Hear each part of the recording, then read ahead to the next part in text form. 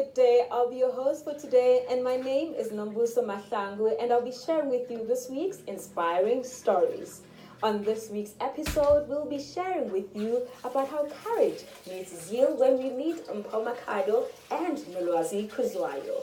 Nolwazi's disability and her parents' sudden disability gave her courage to write books and even give out motivational talks, while Mpho had to dig out pit toilets and even help his mom buy food. He took us back to his village in Venda to show us where it all began.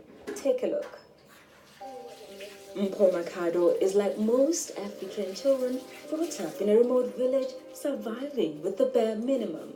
But for Mpho, poverty still continues to play a role in his present life.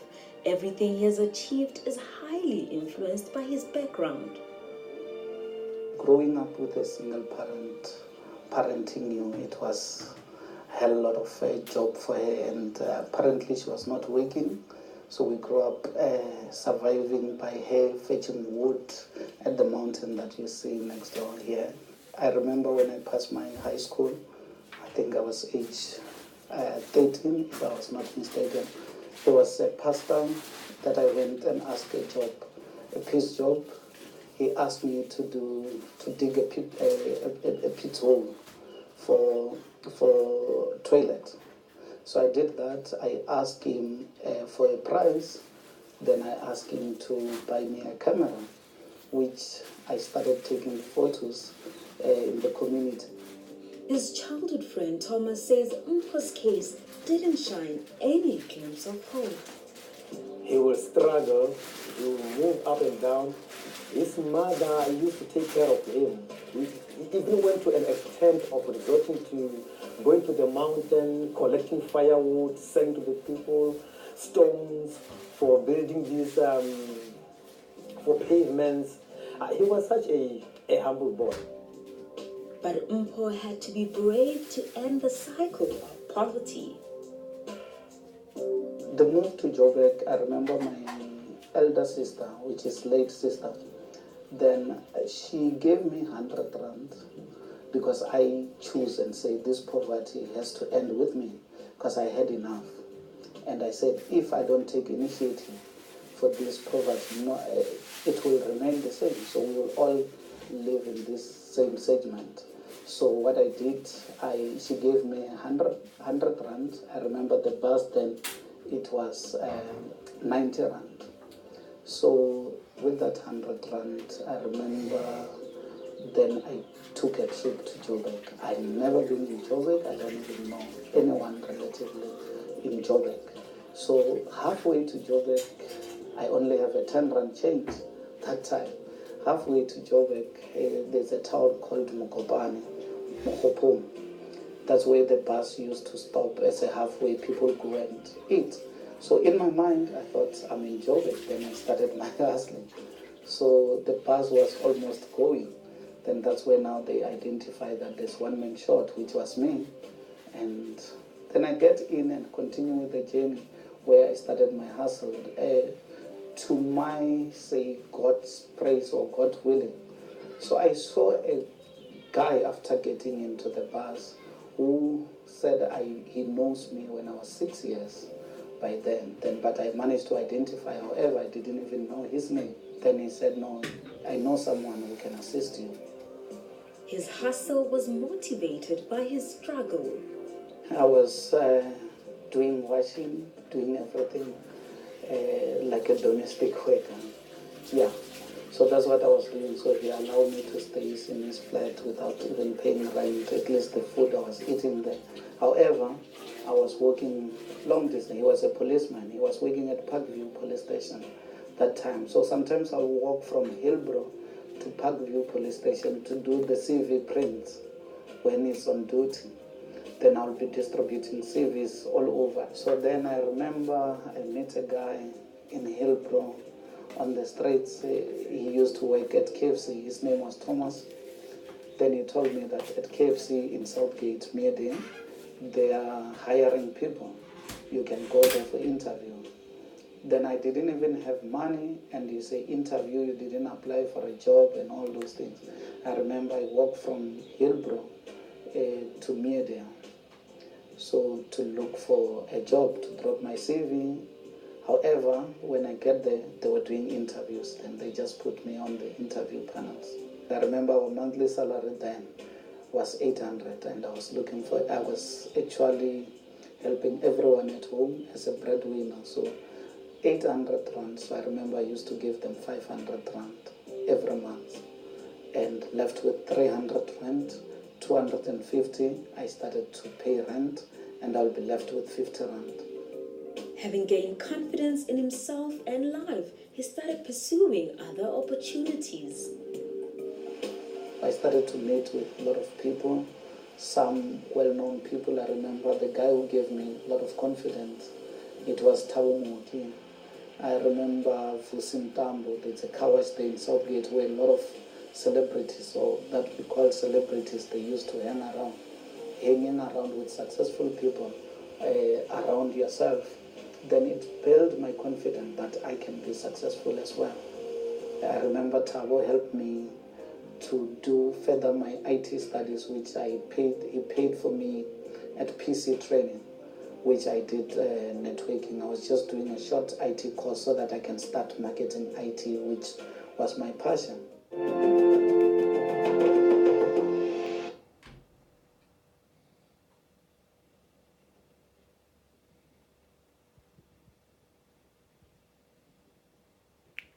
The Encore edition. How are we doing? After all the hustling and doing all he can to be the best he can be, Mpho started his own company, Revival Technologies and Academy. I started my company 2013, which is Revival Technologies and Academy. So it's an IT school, and say we need to create a different platform of learning. So out of then, that's where I identify the students that I will work with. Then we create an R&D, which was research and development, and say we need to work on researching how people struggle, and we must come up with a solution that will change their struggle. A mobile application was then developed, but this was no ordinary app. It was called Rev Tracking. Rev comes from reviver. So we say we need to revive the technology. And tracking, let's track the services. So then we created that Rev Tracking. You are sitting in a village waiting for a taxi, but because you were still in your house, the taxi just passed. So we say we need to create a mobility system that now will be able now to see your transport, where your next transport is. And it's a global app. So we say now we need to do a global app.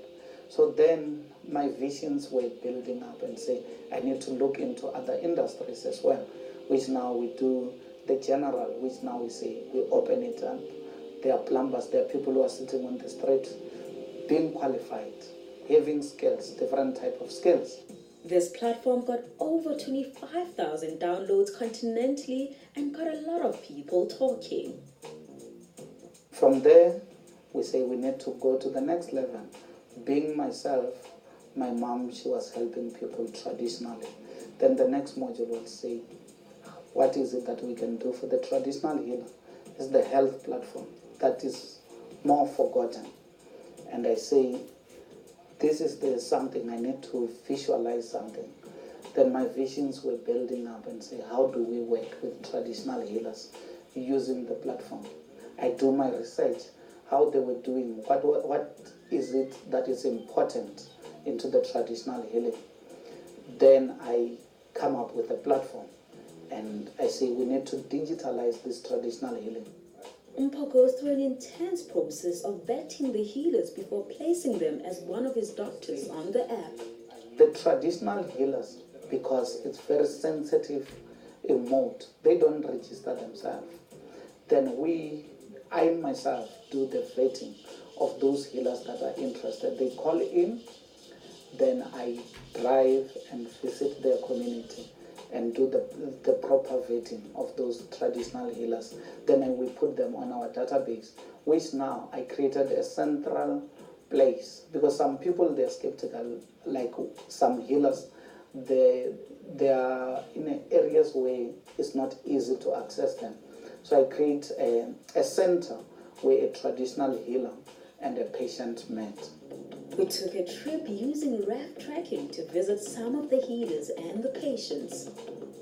Ii-challenges esidibana nazo zininzi kakhulu ekuncedeni abantu because kumana abantu abagulayo kakhulu. So wena as umuntu ofunayo funeka ukwazi unceda sasigulana before siyobonana nogqirha lo wakho ophetheyo esimamente igqirha lam elikhulu. So sidibana ii-challenges ezinkulu kakhulu because funeka nathi sifunde and yonke le nto sifundayo inida i-concentration yomntu futhi umntu azixelele le nto ayifundiswayo kwigcina phi entloko. In this day and age, sicknesses are a bit broad. Ne?